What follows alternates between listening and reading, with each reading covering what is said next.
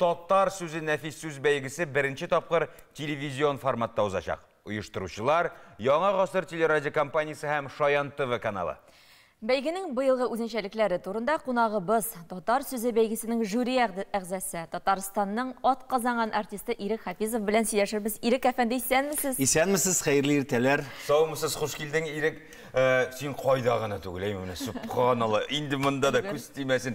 Ничек өлгерәсең? Сезнең белән очрашу рәхәт бит, шуңа күрә көндә киләм. Юк, мин татар сүзен әйтәм. Ничек өлгерәсең? Шунлык. Тырышабыз. Күз тимәсен. Һәм беренче сорау әлбәттә менә узган ел катнашучыларның саны ул 3000-дән арткан, 3000 булгач инде ул үзенә тагын бер ким дигәндә 5-10 кешене җәлеп итә, димәк ул 30,000-дән арткан. Быел күпме дәрәҗәдә нинди саннар көтәсез? Әлбәттә мин сезнең белән килешәм. Бу саннар ел саен арта. Менә инде Яңа ғасыр телерадио компаниясы әйтүгә, анда инде гаризалар килә башлады. Гаризалар көндә килә.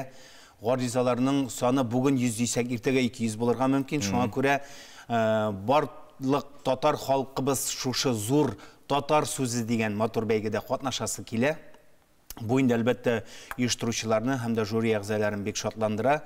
Безнең шушындый зур аудиториябыз һәр вакытта да катнашырга теләк белдереп торганда biz бик шат. Үзегез белгәнегезчә инде монда безнең шигырь, проза, инде син сорауында биргә ирек бирмәдең, җавап бирә башладың. Сорамакчы икне деноминация. Менә Әдилә сорыйм ди. Гафу итегез, мин сөйләп киттем. Шигырь, проза, иҗади гаилә, профессионаллар һәм профессионал булмаганнар инде. Демәк, шигырь, проза буенча профессионаллар һәм профессионал булмаганнар һәм гаиләләр катнашалар. Әлбәттә. Балалар да бар, айрым балалар булачак. Балалар да катнашалар. Менә инде без жюри әгъзаларының туганнары һәм дә якын кешеләре катнаша алмый, шунысы бар.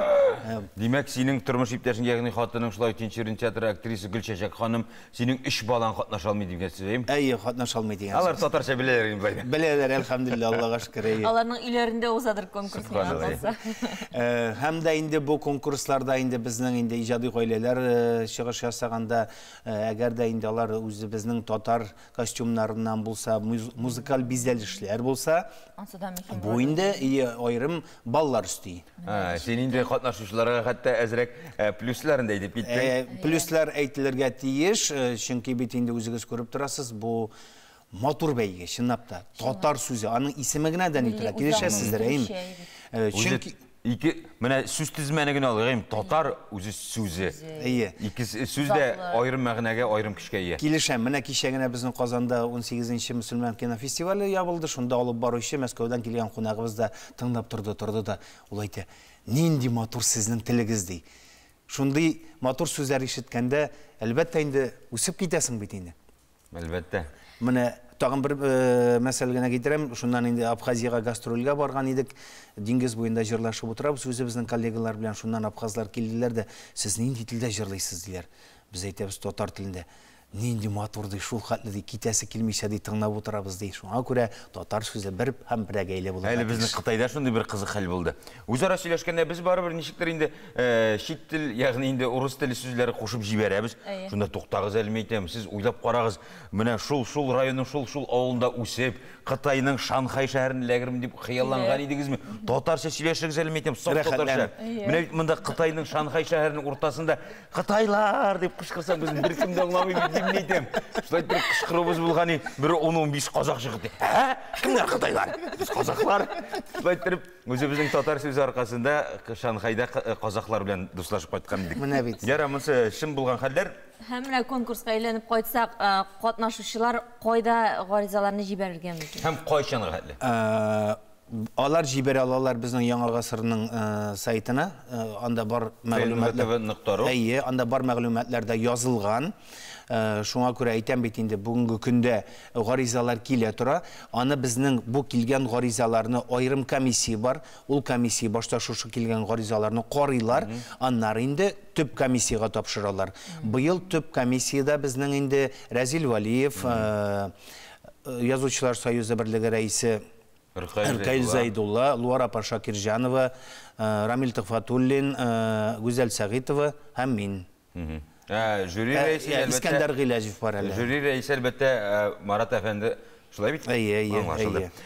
Кайчанга хәл кабул ителәчәк? Менә кашан битте пәрдә ябыла, кабул ителми гаризалар. Бу гаризалар безнең әле яңа елдан соңга хәтле кабул ителә, төгәл датасын гына Әле төгәл даты куелмаган. әйтә алмыйм, шуңа күрә бар килгән гаризаларны, репетицияларны шуңа күрә быел бит инде Яңа гасыр телерадио компаниясе төшереп бара, һәм барысында үзебезнең тамашачыларыбызга күрсәтәчәкләр.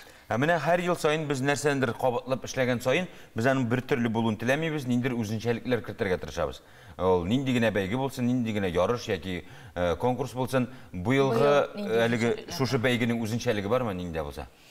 Быелгы бәйгенең үзенчәлеге башыннан ахырына хәтле әйтеп киткәнемчә үзебезнең тамашачыларыбыз барысында күреп барачак. Ягъни бу шоу форматында, реалити шоу. Шулай, һәм дә нәрсәдер әйтергә теләгәнем, алмас фикеремне бутады.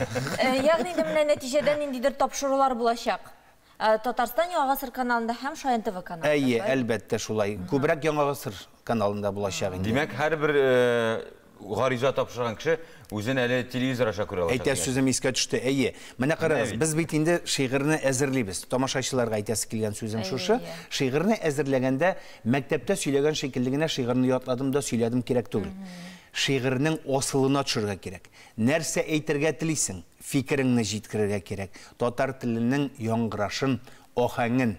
Теге пар күгәрсеннәрдә итегез, гомер итегез булмасын инде. Тирән мәгънәсен экран аша җиткерә белергә тиеш. Менә әгәр дә кисәс шигырьне ятлап, шушы шигырьнең асылын жюри әгъзаларына җиткерә аласыз икән, сез һичшиксез җиңүгә ирешәчәксез.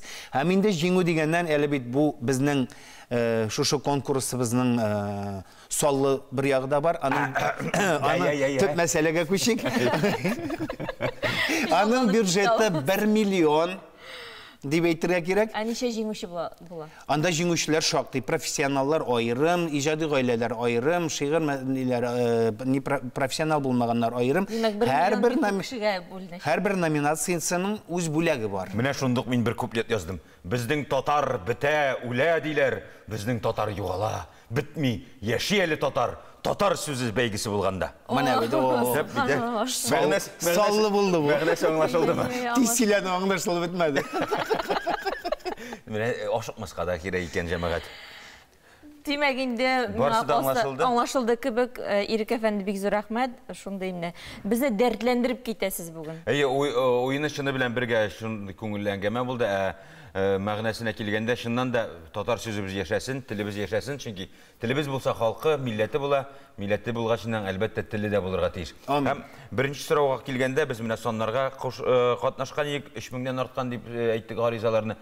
Менә шул саубулашыр алдыннан төп сорау. Синеңчә, Ирек әфәнде, менә шул катнашучыларның саны арткан сайын, гаризалар килә торган сайын, шундый бәйгеләр үткәрелә торган сайын, үзебезнең татар телендә сөйләшүчеләр арта барамы? Әлбәттә. Бармы моны? Әлбәттә, мин моның белән килешәм, татар телендә сөйләшүчеләр генә түгел, гомумән безнең татар әдәбиятына игътибар күбәя бит әле. Безнең шушының хәтле шигырь сөйләүчеләребез килә икән, әлбәттә безнең татар әдәбияты, классик язучыларыбыз, шагыйрьләребез, бер кеше дә бит, бөтен кеше бит бер төрле шигырь генә әзерләп килми. Ул 3000 халык шигырь әзерләп килә икән, арасында булсын 10% ярар 300 бер төрле шигырь әзерләсә, калганнары бит аның бүтән төрле авторларга игътибарларын җәлеп итәләр. Шуның аркасында безнең татар әдәбиятларына күбрәк җәлеп булганы ансы да сөендерә дип әйтәм. Рәхмәт. Конкурс бәйге әйбәт кенә узсын. Амин.